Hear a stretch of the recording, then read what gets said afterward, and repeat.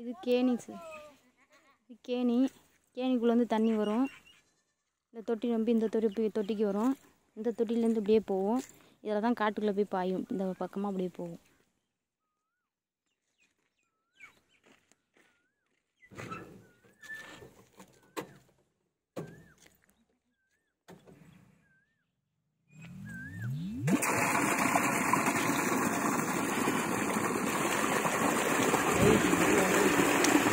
பைகேஜ் motor தான்.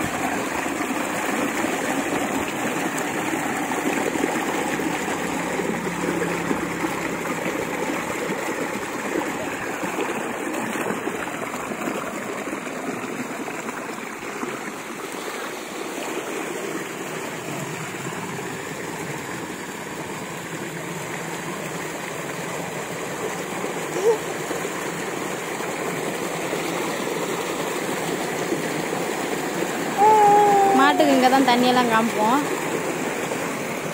தொட்டியில் தான் தண்ணி குடிக்கும்.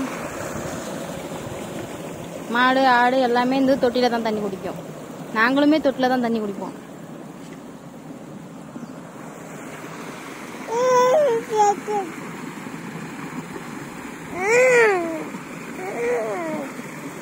இப்படி தான் கொல்லைக்கு பாய்ச்சுவோம். இப்படி வாய்க்காலில் தான் தண்ணி ஓடும்.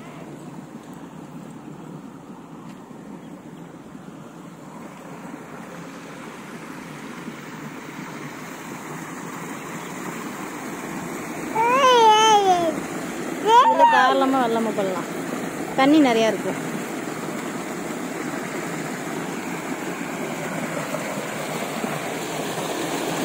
இது கம்பர்சர்.